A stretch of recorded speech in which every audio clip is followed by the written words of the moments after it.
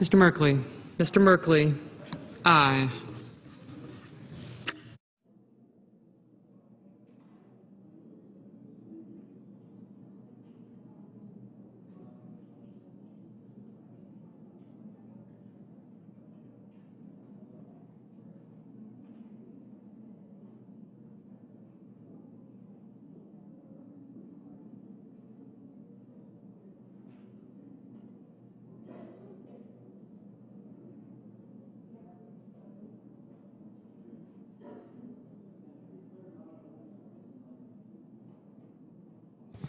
Are there any senators in the chamber who have not yet voted or wish to change their vote? If not, on this vote, the yeas are 96, the nays are 2. 3/5 of the senators duly chosen and sworn having voted in the affirmative, the motion is agreed to. Mr. President. Senator from Oregon. Thank you, Mr. President. I and Senator Merkley and many of the senators spent a great deal of time working on the question of slots, which literally in plain English is about the right to land a plane, and I'm very pleased that we were able to work out our bipartisan agreement. I outlined why it was so important earlier in the morning. Senate will be in order, please. Senator from Oregon. Thank you, Mr. President. And given all the attention that discussion received, I just wanted to make sure that the Senate didn't lose sight of another important aviation issue. Chairman Rockefeller has been very, very supportive of our efforts to try to expand and improve the unmanned aerial systems, what are known as the UAS programs that are so essential for the future of the aviation sector. In this part of the aviation sector, we have seen enormous growth in the last few years. Now, a lot of folks know that these systems are critical to military operations. They've been of enormous importance in Iraq and Afghanistan. But people may not be as aware that these unmanned aerial systems also have enormous potential in the civilian sector. We're talking here now, Mr. President, about firefighting, law enforcement, border control, search and rescue, environmental monitoring, and also law enforcement. Law enforcement in rural areas, that is much of my state, but I know other parts of the country are also very concerned about this. As yet, the Federal Aviation Administration has not yet come up with a good plan for how to integrate these unmanned aerial systems, these unmanned aerial system vehicles into the airspace. So I'm pleased that the bill before us includes requirements for the Federal Aviation Administration to work on a plan for these systems and establish test sites for UAS research. But it's my hope, Mr. President, as we go forward, and Chairman Rockefeller has been very, very supportive of our efforts. We've discussed this many times, that it's going to be possible to expand these sites. I and Senator Schumer and a number of colleagues are interested in this.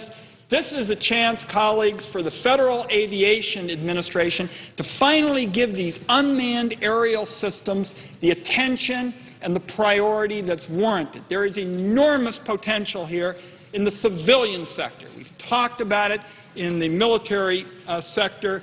I want to yield now to the chairman of the committee, who's been exceptionally helpful to me, not just on this question of the unmanned aerial systems, but for his patience as we worked through the slots issues, where we finally got the breakthrough this morning. And, Mr. Chairman, I would be glad to yield to you for any comments that you have. Well, I thank the Senator very much. I actually wanted to thank you. I've got our colloquy right in front of me. But I just want to say to you that I agree with what you're saying. I want to be helpful, and we will continue to be helpful. And there's some in positions not to be helpful on this who are not being helpful, and I understand that. And such is life. But I will continue to try to be helpful on this because not just on the substance, but because you have been so important in the resolution of what you mentioned at the very end, and as the slot. So you've been a nonstop peacemaker, sort of a Secretary General of the UN. And you really have. And I respect that, and I appreciate it. This is complicated stuff. It's emotional stuff. And you've been great. So I will continue to work with you on this and try to get to our mutual goal. Mr. President, I want to just thank the chairman of the full committee. He's been exceptionally gracious, and I think senators understand we would not be here other than the fact that you, Mr. Chairman, and Senator Hutchison have prosecuted this case relentlessly in a bipartisan way. We knew that if we stayed at it on the slots issue that we would get it resolved. I thank you for, given all the other things you have on your plate, your help with the unmanned aerial systems. As you know, Senator Schumer and I have had strong views on this, and we are fairly passionate characters, and you have been very patient for us. We know we've got some challenges in terms of working out the exact number of additional sites, but we thank you for your thoughtfulness, and this is going to be a good bill. We're going to go to conference in a strong position, and it could not have happened without your tenacity and Senator Hutchison's, and I thank you for your help on both of these issues. Well, I again thank the Senator from Oregon. He's gone way beyond the nature of this colloquy, but I like what he said. And, Mr. President, I ask unanimous consent to put this colloquy between the Senator from Oregon and myself in the record. Mr. President, I yield the floor. Mr. President? Senator from California. Mr. President, I want to add my voice of thanks to all involved in the whole slots issue. And I know at the last minute Senator Wyden was doing actual shuttling back and forth between one side of the chamber and the other. And I think it turned out well. It couldn't have happened without the support of the chairman and the ranking member. You know, again, coming from the largest state in the union, we have one flight into Washington, D.C. Makes no sense. And it isn't good for the economy. It's inconvenient. It adds a lot of congestion on the highways here, and we're very pleased that we're on our way to passing a good bill. And I would ask unanimous consent that I speak as if in morning business. Without objection. Thank you. Thank you very much, Mr. President. I want to send a bill to the desk in behalf of myself and Senators Casey, Tester, Manchin, Warner, and Wyden. Thank you. And I want to explain it, and I hope that we'll see action on this bill in the near future, because we are on very delicate ground right now as we try to resolve the budget issues before us. We have two sides to the legislative branch, the House and the Senate. Very different, I think, approaches to this deficit problem, which is quite real. And both sides should be respectful of each other. But the messages that I am getting via the media in terms of the language being used on the other side is we don't really much care what the Senate thinks. It's kind of our way or the highway type of rhetoric. Now, the problem with this is that the type of cuts that are coming out of from the other side, from the House side, from our Republican friends over there, economists tell us will cost 800,000 jobs to this nation. 800,000 jobs will be lost if we don't make some changes to what they've done over there. And as someone from a state that has a very tough economic climate, trying to climb out of this recession, that's just extreme. It's just extreme. Now, are we willing to make cuts? Yes. And it is my belief that both sides have to sit down and work this out. We believe there are cuts to be made. They've come out with cuts. And we need to work together. But here's what troubles me, and this is why I've introduced this legislation. What troubles me is that there seem to be more and more threats of a government shutdown. In the early days of the new House leadership, we didn't hear that. Now we're hearing it. In Politico, one of the headlines recently was McConnell won't take shutdown off the table. That refers to our Republican leader. In Reuters, Majority Leader Eric Cantor, the Republican Majority Leader in the House, quote, refused to rule out the possibility of a government shutdown, unquote. Republican Senator Mike Lee said the 1995 government shutdown was just an inconvenience. Well, I got to tell you, it's a lot more than an inconvenience when senior citizens can't get help getting their Social Security, or our veterans on disability can't get their help. Hospitals closed down, projects shut down. These are real people out there, and a lot of contractors in the private sector that rely on the government operating, such as road projects and bridges being repaired and the rest. It's radical to say that a government shutdown is an inconvenience. It's a failure. A government shutdown is a failure of those of us who are here to act like adults and resolve our differences. CNN said, top Republican on the Senate Budget Committee said he's not ruling out the possibility of a government shutdown. And the way Speaker Boehner spoke today is, to me, kind of a take-it-or-leave-it tone to it. I got to tell you, that budget over there not only threatens 800,000 jobs, but what they did is they legislated on appropriation. They legislated on an appropriations bill. What they did was they decided that women shouldn't have access to a full range of reproductive health care. So they're bringing in the issue of abortion on a budget bill. Now, I think the issue of a woman's right to choose and her reproductive health care and getting Pap screenings and cancer screenings is important, and we should debate that here. If people want to repeal Roe versus Wade, let's debate that here.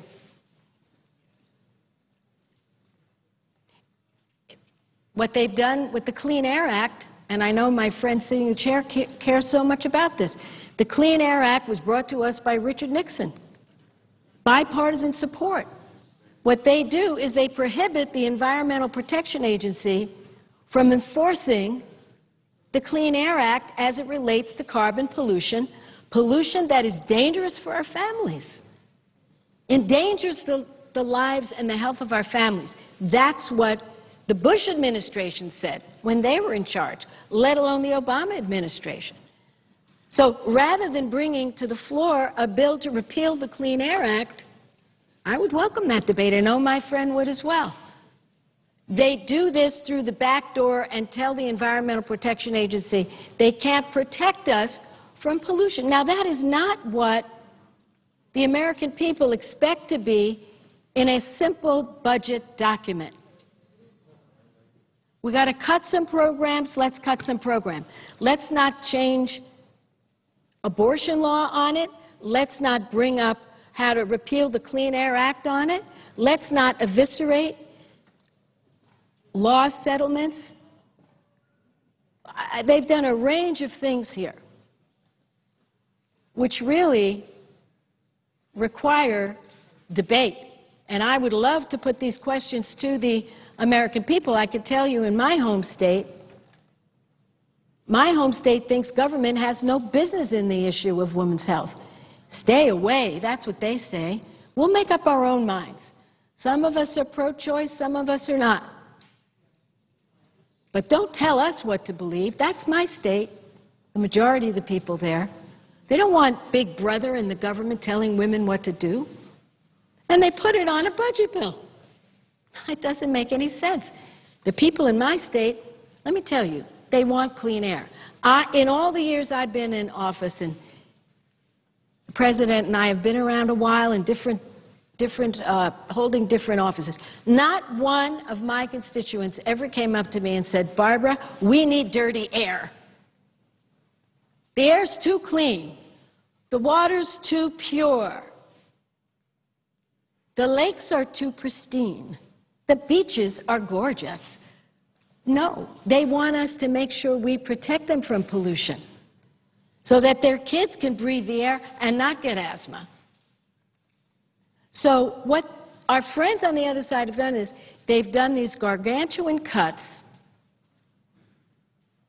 and in addition to these cuts, which will cost us, according to Senator Inouye, 800,000 jobs, 800,000 jobs, they have legislated issues that are contentious and don't belong on a budget bill. Now, here's the deal. I'm worried that they just might say to us, our way or the highway. I'm worried about that. That's what I'm starting to hear. And if they lead us into a government shutdown, and we fail to act like adults, Mr. President, and resolve this, and keep the contentious issues off the budget, and cut reasonably and sensibly so we don't cause more unemployment, if we can figure that out and meet each other halfway and everything that you do when you compromise, we'll be fine. But if that isn't the case, I want to make sure that members of Congress suffer just as much as any federal employee. So I have written this bill with my colleagues to say that in the event of a government shutdown or a failure to lift the debt ceiling and we start defaulting on our commitments, members of Congress will not get paid. Because members of Congress don't deserve to be paid if we can't act like adults and negotiate this. I am so tired of the hypocrisy that I have seen. I know it's a strong word, and I'm not leveling it at any particular individual. But I got to tell you, you've got members of the House that said Obamacare is terrible, and then they took it for themselves. So what price are they paying? They vote no on health care for everybody else, but they keep government health care. It's wrong. A lot of them are sleeping in their offices. You tell me one other person that you know, Mr. President, that is allowed to sleep in the office of their corporation that they may work for. As far as I know, there's nobody. They don't pay any rent. They sleep in their offices. So they do all these things. They don't help the housing crisis, and they sleep in their offices. They won't vote for health care, but they take government health care. And now they might shut down the government, and while federal employees will not get paid, they'll get paid. No way. Wrong. Not fair. They have to pay a price for all their extremism. So I hope we'll pass this bill and send it over to the House, and the House can decide if they think this is right. This is one I'd like to take to the American people. Because if they shut down the government, or they fail to raise the debt ceiling, and we start to default, and they pay no price, it's not fair. You know, we cannot stamp our feet and say, it's the way I want it, or I'm taking my marbles and I'm going home. Or my teddy bear or my blanket or whatever. You can't do that.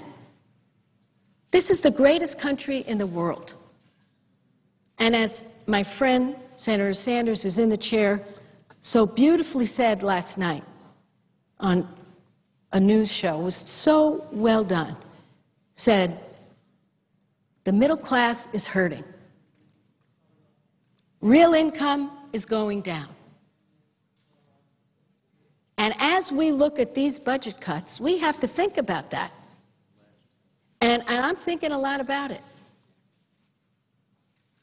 And I'm seeing hundreds of thousands of jobs being lost by the middle class, not by the wealthy few. They're not going to be touched by this. So this is a very simple bill.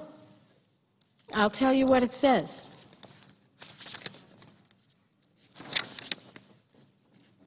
Members of Congress and the President shall not receive basic pay for any period in which there's more than a 24-hour lapse in appropriations for any federal agency or department as a result of a failure to enact a regular appropriations bill or a continuing resolution, or if the federal government is unable to make payments or meet obligations because the debt limit has been reached. So, simple. So I really am calling on my colleagues on the other side of the aisle to take the option of a government shutdown off the table. I hope this legislation will nudge them in that direction. Let them think about what it's like not to get paid. Because if they shut down the federal government, a whole lot of folks won't get paid. And a lot of people in the private sector won't get paid, and a lot of people on pensions won't get paid. But the only people that would be exempted, pretty much, members of Congress. And we have to put an end to that dichotomy. So, Mr. President, thank you for all your leadership in behalf of the middle class and the working poor, and I think the hypocrisy's got to end. And I feel that we've got to come on this floor and start telling the American people the truth. And the truth is, the cuts over there on the other side are going to hurt the middle class. They're extreme. They've added language that doesn't belong on a budget bill. Because even though they said they were about jobs, jobs, jobs, maybe they were. How to lose another 800,000 jobs. Maybe that's what they meant. But nobody thought they'd come in here and the first thing they do is attach abortion language, family planning language, eviscerate the EPA's ability to clean up carbon pollution on a budget bill. And we have to start letting the American people know. Because they're busy, and they don't get to read, all the ins and outs of what happens here. We've got to put it in straightforward language. So today is a very good day here in the Senate. We've been brought together, and a lot of that credit goes to Senator Rockefeller and Senator Hutchison. I'm proud to serve on their committee. We're doing a good job. We're working together. We worked out our problems. We had problems with new flights out of National. No one thought we could resolve it, but you know what? We were happy to work together, Republicans, Democrats, people from the East, the West, the Midwest, and we showed that we can do something here today. And we're about to pass a very good bill. My Passenger Bill of Rights is in it. I'm thrilled about that. It means so much. It was a boxer snow bill.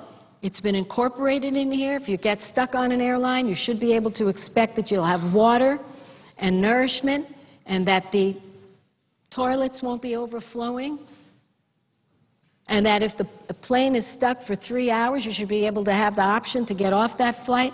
So listen, there's good things that we can do. We've proven it here today. But I'm getting increasingly nervous about the threats of a government shutdown. And I think if members know that it isn't just pain that's going to be inflicted on someone else, but they'll inflict pain on themselves and their families, just maybe they'll take that option off the table. I thank you very much, Mr. President, and I yield the floor. And unless Senator Rockefeller or Senator Hutchison wants to speak, I would note the absence of a quorum. The clerk will call the roll. Mr. Akaka.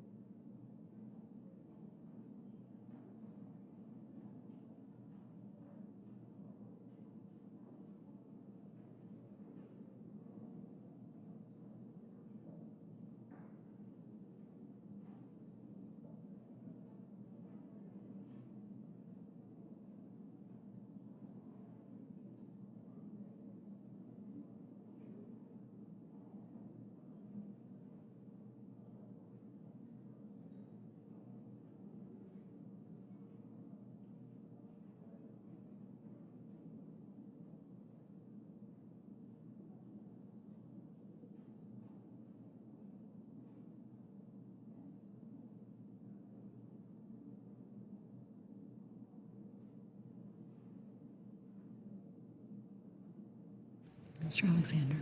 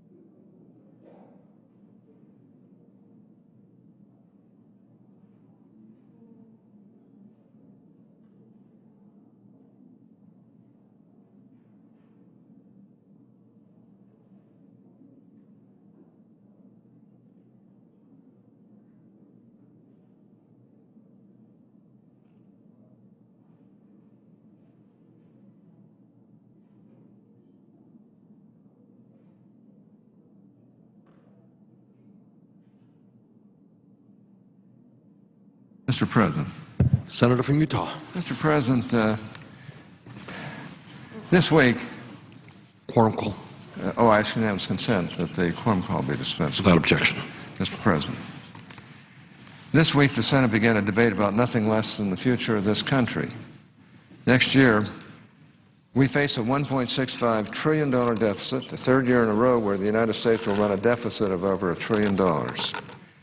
Even more daunting, we are over $14 trillion in total debt as we stand here on the floor today. According to the Nonpartisan Congressional Budget Office, or CBO, the debt held by the public is projected to reach $18.3 trillion, or 77% of GDP, by the end of 2021. Now, this is a problem that truly threatens the well-being of our nation. CBO projects that the cost of simply paying the interest on all of this debt will rise to $792 billion, or 3.3% of GDP in 2021. Now, when you are pushing a $1 trillion a year in interest payments alone, you are reaching a day when the national government will not have the resources to accomplish even the limited mission delegated to it by the Constitution. This is what Admiral Mike Mullen, the chairman of the Joint Chiefs of Staff, meant when he testified today that, quote, our debt is the greatest threat to national security, unquote. The President could have led on this issue when he released his budget earlier this week, but he took a pass instead. Apparently, he and his Democratic congressional allies have done some polling that tells them two things. First, the American people are demanding that Washington tackle our annual deficits and skyrocketing debt. And secondly, the Democrats can benefit politically by standing aside, letting Republicans propose solutions to this problem, or these problems, and then demagoguing the daylight out of any effort to restrain spending. The coming debate is going to be a bruising one. But as we go forward, it is critical that we keep at least one thing in mind. We cannot get out of this hole by taking more of taxpayers' hard-earned money. Our debt and deficit problems exist because Washington spends too much, not because taxes are too low. It is a terrible idea to propose raising taxes by over $1.6 trillion on net over the next 10 years alone. Yet that is exactly what the Obama administration's budget, released earlier this week, proposes. I said it earlier this week, and I will say it again. This budget proves once and for all that our deficits and debt are not caused by our taxes being too low. The President has proposed a net tax increase of over $1.6 trillion. Yet for next year and every year of his 10-year budget, he runs a deficit. At their best, the annual deficits dip to roughly $600 billion, and that's if the CBO is right. And they're generally not right. They're generally always low. Even after these astronomical tax increases, the President is still unable to balance the budget. And there are not many more easy targets for Democrats to tax. In 2012, in a foolish attempt at class warfare, Democrats are prepared to let the tax rates expire with far-reaching consequences for the small business owners who account for half of all small business flow-through income. Those small business owners would see their marginal rates hiked by 17% to 24% under this budget when that happens. In Obamacare, they tax medical devices, insurance plans, prescription drugs, small businesses, and individual Americans. The result, a surprise only to the most hardened ideologues, is the loss of 800,000 jobs, according to the Congressional Budget Office. And yet they still can't balance the budget. So who else do they propose to tax? The bottom line is that there isn't anyone left to tax unless the President and his Democratic allies are willing to crush the middle class with additional tax burdens. There's only one way out. We need to restrain spending. As the chairman of the House Budget Committee, Congressman Paul Ryan, explained, we need to get spending in line with revenue, not the other way around. The analysis of the Congressional Budget Office, or CBO, confirmed this. The CBO is the nonpartisan official scorekeeper for Congress. According to its January 2011 budget and economic outlook from 1971 to 2010, taxes have averaged 18% of gross domestic product, or GDP. So in recent history, we've had an average level of taxation of around 18% of GDP. Now, take a look at this particular chart that was made using CBO's January 2011 document. CBO explains that if no changes in law are made, taxes will go up 20.8% of GDP by 2021 and will average 19.9% from 2012 to 2021. Taxes at 28.8% of GDP would represent a tax increase of 16% from their recent historical average. CBO also states that if most of the provisions for the December 2010 Tax Act were made permanent, then, quote, annual revenues would average about 18% of GDP through 2021, which is equal to their 40-year average, unquote. Well, as you can see, this chart is very revelatory. And as you can see, it goes from 1971 to 1921, 1971 to 2021. And that's revenues as a percentage of GDP, and we're going to be way up above the 18% average. So according to CBO, even if all the Bush-era tax rates were permanently extended, taxes would still be high enough when measured against the level of taxation in recent history. So if taxes are high enough already, should we raise them anyway? I'll go ahead and answer my own rhetorical question. Of course we should not raise taxes any higher. On August 14, 2008, Jason Furman and Austin Goolsbee wrote a Wall Street Journal editorial. In that editorial, Furman and Goolsbee stated that candidate Obama's tax plan would reduce, quote, revenues to less than 18.2% of GDP, the level of taxes that prevailed under President Reagan, unquote. Today, Austin Goolsbee is the chairman of the President Obama, his administration's Council of Economic Advisor.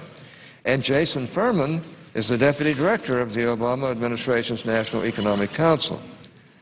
The President must have missed their editorial because his recently released budget ignores the campaign promises of these two top officials and raises taxes well above their historical levels. As one writer has put it, all of the president's campaign promises seem to come up with an expiration date. As this debate over the debt and deficits rages on, pay close attention to the words that Republicans and Democrats use. You will hear Republicans say that we need spending restraint. By contrast, you will hear Democrats say that we need to deal with the deficit. Let's be clear. Dealing with the deficit is code for raising taxes. Liberal pundit after liberal pundit will pronounce confidently that you can't deal with the deficit solely with spending restraint. Yet they won't say why. And they won't explain how you can deal with the deficit and debt through tax increases. That's because they can't. If they come clean with the American people, they would have to admit that their intention is to raise taxes on everyone and everything. As I've already shown, taxes are high enough already, and we should not be raising them even higher. Yet the bottom line is that rather than dealing seriously with out-of-control spending, tax and spend Democrats want to raise taxes to pay for more out-of-control spending. And guess what? If we raise taxes to eliminate the deficit, the current levels of spending would just cause a new deficit to arise. I have a chart here that demonstrates just how futile it is to raise the top tax rate if the goal is to raise more money. Now, you'll notice the red line on the top is the top marginal tax rate. The revenue line on the bottom as a percentage of GDP is the blue one. And we're talking about the top tax rate. As the top tax rate changes, revenue as a percentage of GDP actually stays around the same. And when the top tax rate has been raised over the years, taxes as a percentage of GDP still hovered around their historical average of 18%. Now, this held true even when the top tax rate was raised to a confiscatory level of over 90%. The conventional wisdom on the other side of the aisle is that we can simply raise more tax revenue by increasing tax rates. However, the history is pretty clear. This strategy simply does not work. Just take another look at this chart if you don't believe me. Through all of it, we've had the top tax marginal rates very high back in 1944, and then all the way down here to where they're about 39%, and the revenue as a percentage of GDP hasn't changed. So the top marginal tax rate didn't really help. Now, instead of raising tax rates, what we need to do is implement a pro-growth tax policy. That starts with not raising taxes. For 2 years, we were able to fight off tax increases on small businesses proposed by President Obama and congressional Democratic leadership. However, I have another chart here that shows the relationship between the annual growth of the federal revenues and GDP. As you can see from this chart, when GDP increases, and of course the red line happens to be the revenues, GDP happens to be the green line, that's gross domestic product. When GDP increases, federal revenues increase. Similarly, when GDP decreases, federal revenues decrease. This should not be a shocking revelation. When the economy is growing, the government collects more money in tax revenues because there is more taxable income being earned. The key is to have common sense pro-growth tax and regulatory policies. And as I mentioned before, a pro-growth agenda starts with refusing to raise taxes. I mean, just look at that chart. The fact of the matter is that the GDP basically has gone down a little bit, but as you can see, taxes are now up and will continue to be up well into 2021. As I mentioned before, a pro-growth agenda starts with refusing to raise taxes. Part of the difference between Republicans and Democrats on whether to increase taxes comes from different ways of looking at the world. Conservative Republicans look at the money earned by the American people and understand that it belongs to the people. As free men and women, American citizens have a right to the fruit of their own labors. Americans work too hard. They sacrifice too much for Washington to blithely raise their taxes to pay for an ever-expanding federal government. Yet liberal Democrats have a different view. Listening to President Obama and many congressional Democrats, it is clear that they view the money earned by American people as the federal government's money first. It is only by the grace of the federal bureaucracy that citizens are given an allowance to live on. Now, this is a huge difference. You hear it when liberals talk about the cost of tax cuts. The cost of tax cuts? Cost to whom? When Democrats talk like this, they are effectively saying that anything you earn is the government's to spend. And it is a cost to the government when they decide to let you keep your money. For most Americans, this is an odd way of looking at the world. Government costs money when it spends trillions of dollars on who knows what. The taxpayer does not cost the government money when the taxpayer keeps what that taxpayer earns. Yet this liberal worldview was on clear display in the recent debate about whether to extend the 2001 and 2003 tax cuts. President Obama and many congressional Democrats said that we should not be giving tax breaks to certain taxpayers. Since when did keeping your own hard-earned money constitute the government giving you anything? This is not how the American people view it, and it's not how I view it. President Obama and many congressional Democrats viewed a failure to increase taxes as a giveaway to taxpayers that increased the deficit. Republicans viewed a job-killing tax increase with nearly 10% unemployment as a terrible idea. The way to deal with the deficit is not to raise taxes. The way to deal with the deficit is to live within our means. Just like families and individuals do across America, the federal government should only spend what it takes in.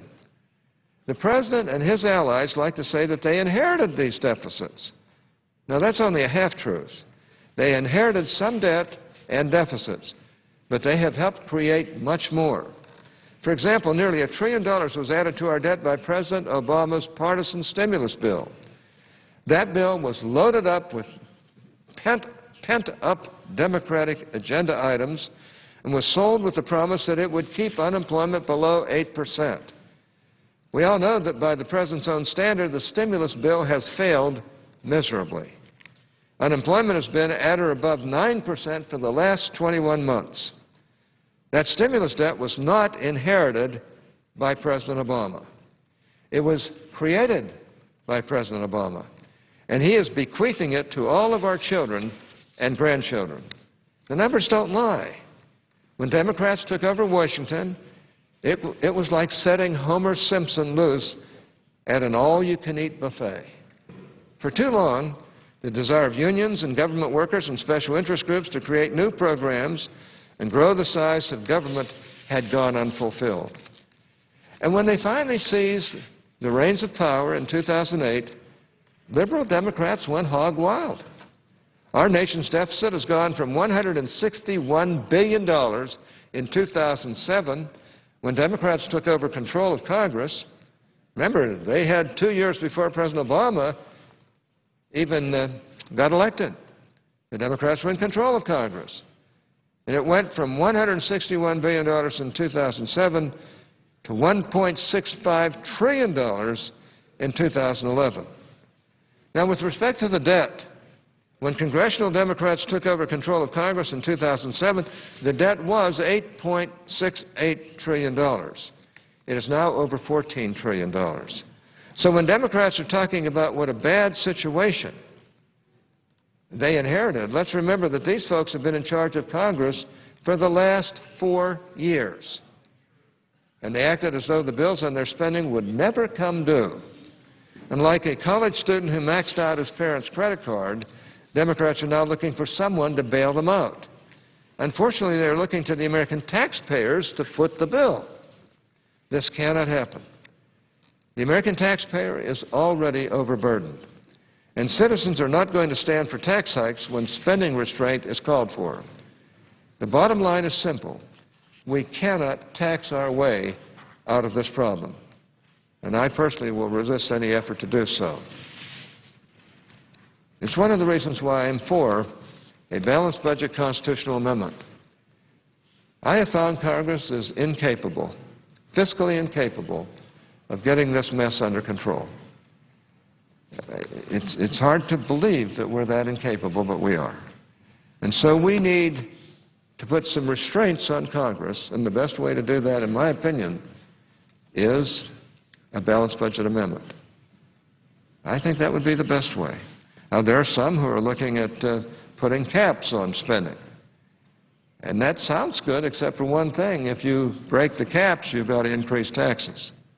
I think we find ourselves increasing taxes all the time around here, and that's a big mistake as far as I'm concerned. So I'm very strongly for the balanced budget constitutional amendment, and I believe with the mess we're in, good people on both sides of the aisle ought to be interested as well.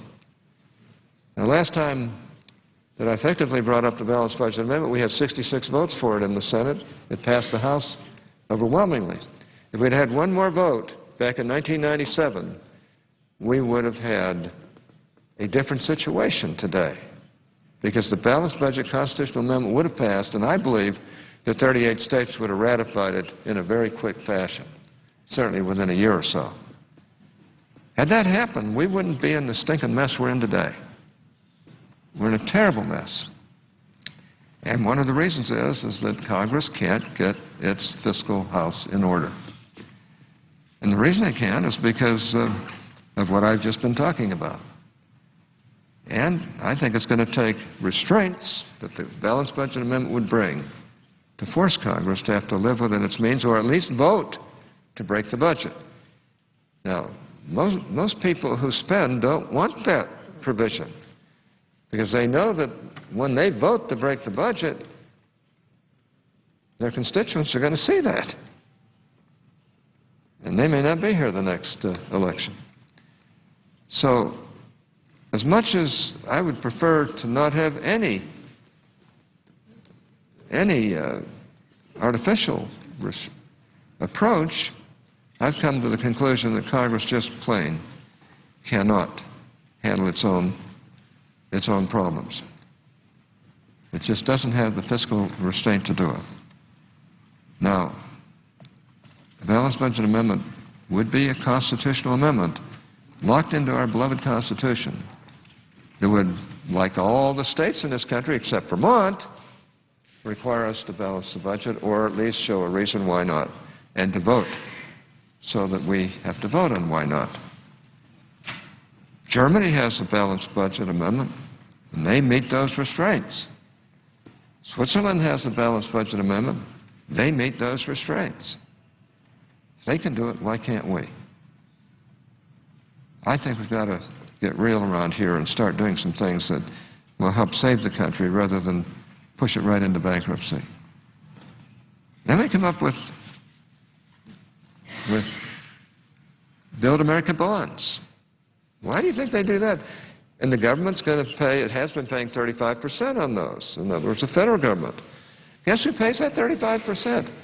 All of the states who have lived with fiscal restraint will be paying for the profligacy of states that don't live with fiscal restraint. I mean, that's just not the way to go. It's not fair to the states that are careful with their money. And we know which states they are. In almost every case, there are states that are dominated by my friends on the other side. Fact is, I'm totally opposed to that. Now, they are willing to bring down the 35% of government match to 28% in this budget. But think about that.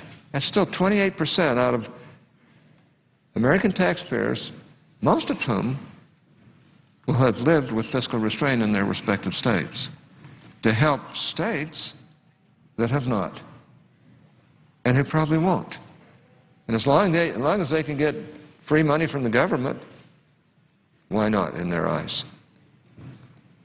Now some of them are in such dire straits that even some of these governors who have been big raving liberals in the past are starting to say, we've got to do something about it. I want to pay particular praise to them.